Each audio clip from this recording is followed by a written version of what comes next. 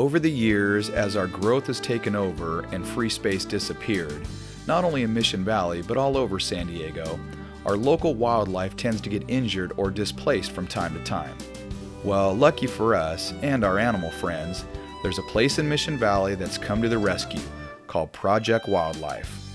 Inside, I met Wildlife Rehabilitation Manager Trish Jackman.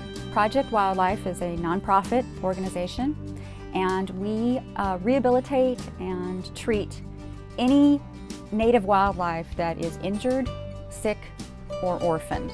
So we end up doing about 8,000 to 10,000 animals per year. So we stay pretty busy. Wow.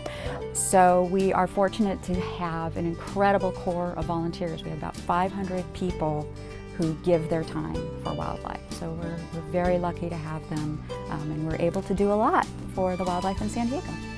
So here's how cool Project Wildlife is. Let's just say you're coming home and you see an injured bunny in your driveway.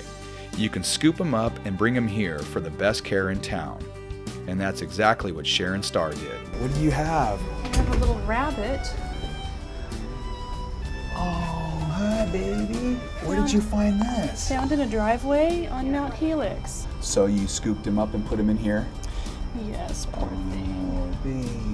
He's gonna be better now though. Yeah, you came to the right place. They're gonna take care of you. Once an animal comes in, the staff here at Project Wildlife gets hopping. Here at the facility, they have the ability to handle pretty much any situation that comes their way. With over 500 volunteers caring for more than 10,000 animals from 320 different species. So what do we have here? We have a great horned owl, and you'll notice that Gina definitely had to put on thicker protection. How are those talons, Gina? Well, they're very strong. Can you Very can you strong. feel them through those gloves? You can feel them through the gloves, yes. Wow, look at that. And he does have a grip at that. I've slipped my finger out of that Out of that area? area. Smart. Yes. Now, unfortunately, this is a very common injury that you probably can see. The eye. What happened? In the winter, when these birds are hunting and they lock onto their prey, they're not expecting vehicles, so we often see collisions. Oh. In this case, his eyes were injured, more than likely on when he on impact. You can see he has beautiful, large golden eyes. Beautiful. So we really want to make sure that we have that healed up completely before we put him back out to the wild. What we're doing right now, though, is not only are we medicating the eye, but we want to keep it lubricated. It's not much different than what we would do for our own eye if it was injured. So we treat each patient as an individual. No one animal is more important than another. So what do we have here? This is Pepper, and she's an acorn woodpecker. Hi, Pepper. She is an animal ambassador, so she's a non-releasable bird that we have special permits to have. Okay. So again, she'll go out into the public and help to educate everyone about not only just coexisting with wildlife, but how important it is to make sure that we don't destroy their habitat. She came to us as a baby because the tree was cut down. Oh, okay. While they were in nesting season. So she came with 2 siblings. They were able to be released back to the wild, but when that tree fell, it damaged her beak. I see So she's you- got half a beak. Huh? Exactly, and that would never work for survival in the wild. But she does just fine with us, and as you can see, she's quite a character. Yeah, she's still poking away with half Exactly. a beak. Little She's cashews. special. She likes cashews, yes. huh? Now, because of that beak, Yeah. you're going to have to try it with the flat side up so she can grab it. Okay. Now, don't get your feelings hurt if she says no, because she doesn't know you. I speak woodpecker. Oh, I didn't well, tell there you you that. go. Come here, Pepper. Oh yeah, hi, Pepper. Oh, you Pepper. Oh yeah, that's my finger, by the way. That's my over here, Pepper. Come on. There you go. Yeah. Come on. Oh, what was that? Is that her tongue? She's tasting a little bit. She's getting to know you. She is so cool. Oh, Aren't they Pepper. amazing? Oh, that's my finger. There you go. There you go. Get that. Yeah. Oh, that is so cool. Oh, So ow, imagine ow, in the ow, ow. wild if she was trying to eat with that Yeah, wouldn't happen, huh? beak. No. I'll help you, Pepper. There you go. I think you're just playing, Pepper. I think she is too. Either that or think she's it- just, ow. she says there's a little cooperation here. You hold it, I'll peck at it. She told me she wants one more. Come here. There you go. You got that? Hit it, sister. Get that. That's right. Knock that out of there. Oh, there you go. That a girl. Awesome. So she's not as lucky as her wild siblings, but we do our best to simulate a wild environment for her and so make her cool. comfortable. So And cool. as you can see, she definitely wasn't afraid of you. No, because I do speak. You do speak woodpecker, Woodpecker, right. yes. And you just by the wings, perfect. See, you're a natural. Oh, look at his little hairs on top. Those little yellow hairs, that's kind of, it's still the baby hair, so to baby speak. The hair. feathers are still coming in. So this is still a baby. Yeah. And that peeping sound is the sound that they make when they would like to be fed by mom. However, they are weaning onto solid food. So it's kind of that transition period where we want them to start growing up, but they'd still like for us to do it for them. So how much longer until these guys are released?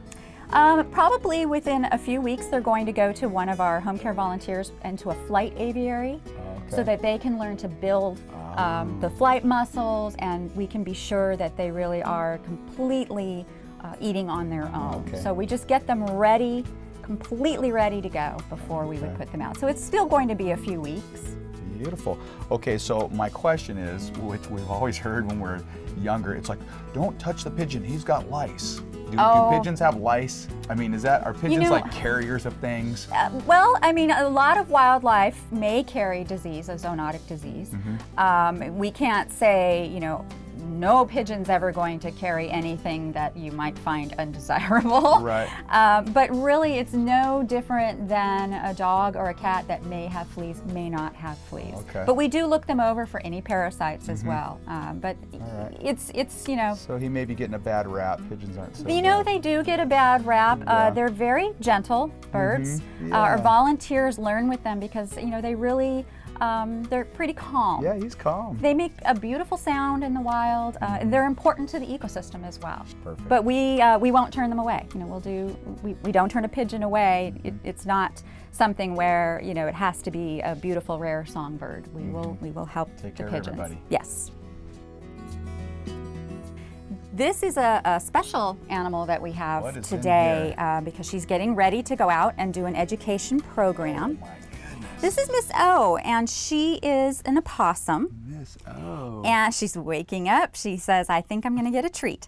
What's important to understand about her, with any species that's native to San Diego, it's illegal to have them as a pet. Right. So if an animal can go back to the wild, that's what we're going to do. Okay. Occasionally there is one that may not be able to be released back into the wild. For instance, Miss O was kept by a very nice person in the community that raised her as a baby and found out, I'm not supposed to have her as a pet, felt terrible, and said, can Project Wildlife take her? So she did the right thing. And then because she is too comfortable around humans, it would be dangerous to put her back to the wild. Sure. So we then have to ask for special permits in order to have her. So this is not something where we just choose, okay, I think we'll have an education opossum today. Right. She helps to educate school children.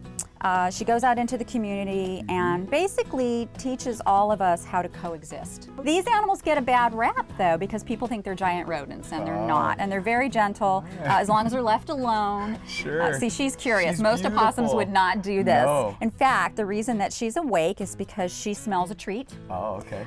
These blueberries? she These eats? blueberries, these are only a treat. We don't give her too much of the goodies because in captivity she may not get the same amount of exercise. Oh, all So we right. want to keep her healthy. But she's definitely aware that you have something tasty. Over here, So if Miss you O? want to, see if I can get her over here.